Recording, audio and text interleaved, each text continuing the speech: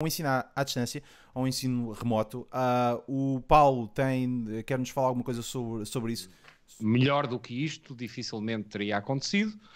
Gostava de ver uma boa solução estruturada para ajudar todos os professores a fazer mais ou menos a mesma coisa, mais ou menos da mesma forma, e assegurar com isso que existe menos custo para os vários alunos em conseguir a tecnologia certa para acompanhar aulas, para fazer trabalhos de casa, etc, etc. O que acho é que há aqui uma oportunidade de ouro, porque eu não sei se algum de vocês teve a sorte de ter bons professores. Teve o professor do Dead Poets Society, ou seja, aquele professor que inspirou os alunos, que os levou a aprender literatura e poesia, fazendo com que eles ficassem apaixonados pelo tema. Mas esses grandes professores, esses fantásticos inspiradores de seres humanos e que criam os génios que vêm a seguir, são uma raridade. E são uma raridade que eu gostava que, aproveitando este problema, se tornasse comum. Gostava muito de ver os bons professores fazer vídeos para o YouTube, eventualmente gravando as aulas que já estão a dar em direto ou coisa do género. Gostava de os ver a oferecer serviços de explicações adicionais, fora o seu horário normal de trabalho, para alunos que não são forçosamente os dele. Os dele, ele é pago para ajudar de alguma forma, mas para poder ajudar outros alunos, porque eu imagino um cenário em que, aproveitando esta crise, o aluno que tem 7 ou 8 disciplinas, ou 10 ou 12 disciplinas, não faço ideia quantas disciplinas é que existem hoje nos vários graus de ensino, mas eu sonho com o dia em que ele possa ter 10 excelentes professores, 10 professores de eleição, 10 professores que ele goste de ouvir todos os dias 1 hora e esteja ansioso pela hora seguinte, porque é absolutamente fascinante aquilo que está a aprender. E é isso que um bom professor faz, é tornar a escola não uma chatice, não um problema, não um desafio, não uma dor de cabeça para os miúdos, mas algo que eles adoram, que é tão viciante como uma grande série. Eu tive a sorte de ter grandes professores que me inspiraram para toda a vida e gostava muito que se aproveitasse esta crise para os melhores professores aparecerem, para os melhores professores aparecerem com graus de popularidade elevados no YouTube e nos sistemas de vídeo, e gostava muito que eles enriquecessem, que eles pudessem dar aulas particulares pagas a peso de ouro por serem comunicadores de excelência. Eu gostava que o equivalente moderno ao Germán Saraiva viesse dar as suas aulas de história. E miúdos e graúdos provavelmente quereriam ver aquelas aulas, porque ele, quando fazia isso na RTP, conseguia agarrar audiências substanciais de pessoas que nunca gostaram particularmente de história, mas que aprendiam a gostar. E aprendiam a gostar porque tinham um mestre à sua frente. Gostava de ver isso na matemática, gostava de ver isso no inglês, gostava de ver isso na física, gostava de ver isso em todas as áreas de conhecimento. Isto é uma oportunidade única para os grandes professores se esforçarem um bocadinho, eventualmente pedirem ajuda a tecnólogos e pessoas que os possam ajudar, mas produzam bem esses vídeos dessas aulas. Mostrem-se ao mundo, porque eles valem ouro. Valem muito mais do que aquilo que recebem todos os meses, pago pelo Ministério. Gostava muito de ver esta crise transformar esses professores em milionários. Eventualmente até os tirando do sistema, mas dando a todos os alunos do país uma oportunidade de seguir o melhor professor. Isto mudaria a educação em Portugal.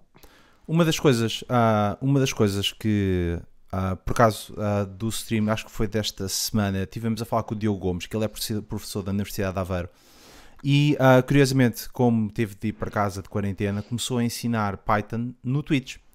E uma das razões foi que, eu não vou ensinar no YouTube, não vou ensinar no Facebook. Se eu tenho os meus miúdos no Twitch e eles utilizam aquilo, eu vou abrir um canal e vou treinar as pessoas no Twitch. Ele tinha cerca de 40 ou 50 alunos. No final da primeira sessão, das primeiras sessões, passou a ter 500. Ele não sabe onde é que foi buscar mais alunos, mas claramente a coisa correu bem. Aí nós tivemos a oportunidade de falar com ele através do Tech Talk London.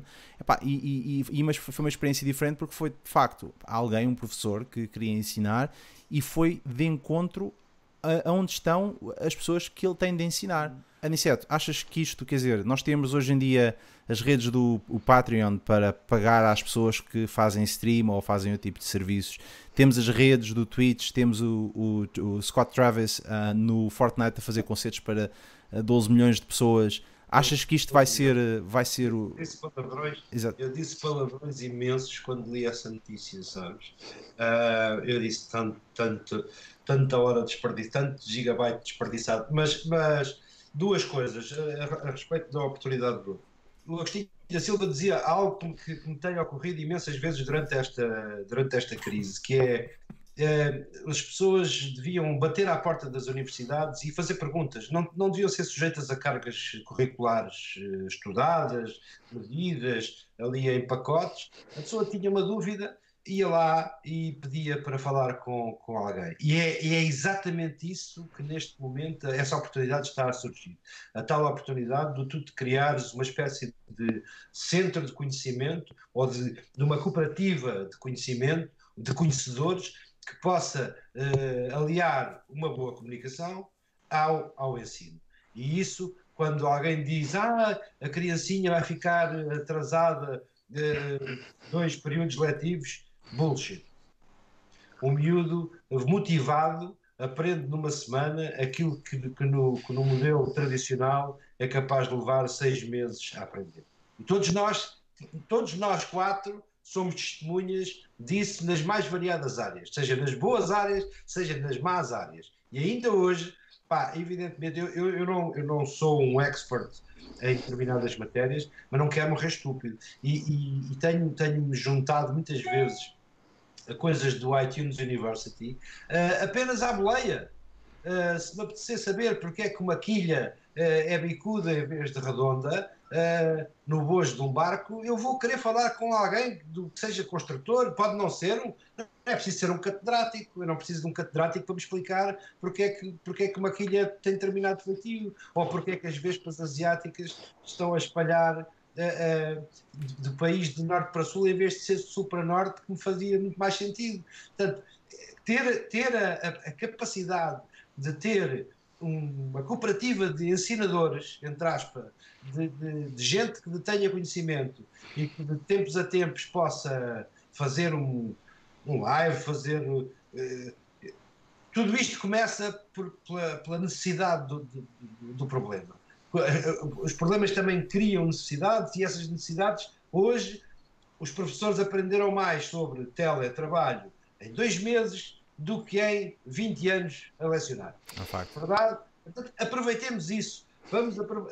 Era bom que o Ministério tivesse uma bolsa de professores capazes nem toda a gente terá o dom da comunicação, nem toda a gente dominará a questão técnica, que também não é nada do outro mundo e que rapidamente se constrói, e tornar uma espécie de centro de explicações oficial para gente. E não é preciso serem miúdos.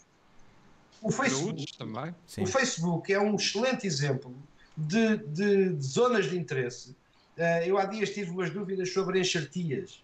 Era uma coisa que vocês não estão à partida à espera que Pedro Aniceto agora vai desatar e enxertar árvores. Foi uma coisa que me fascinou, a possibilidade de propagar uma árvore na outra, espetando-lhe os pauzinhos. E como não sabia, apesar de ter tido um avô que era um expert na matéria e não lhe prestei a devida atenção na altura, fui à procura e encontrei universidades sobre enxertias no Facebook. Gente com 70 anos a explicar, claro que não são eles que fazem os vídeos, são os netos depois que vão lá filmar o avô a enxertar o limoeiro e a mostrar como é que se faz. E mais, o avô tem um nítido gozo em estar a ensinar. Entre aprender e ensinar. Porque aprender, se for o que vocês estão a dizer, ele em realidade existe. As comunidades de interesse que a internet e os meios digitais vieram trazer, elas existem, basta tu ir atrás delas e procurares. Ou podes, inclusive, procurar para partes mais especializadas, como, por exemplo, a Khan Academy ou os cursos, mas de frequentar isso. Portanto, essas fontes de conhecimento, elas existem sempre.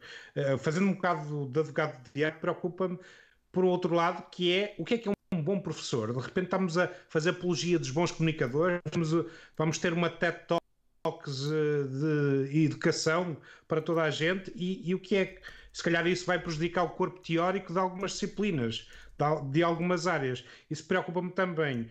E eu, olhando para a educação, normalmente a educação é, de setores da sociedade, o mais, eu não queria chamar retardado, mas o mais lento a evoluir. E a verdade é que isso se nota. Pouca vontade em evoluir, a resistência à mudança, ela é endémica na educação.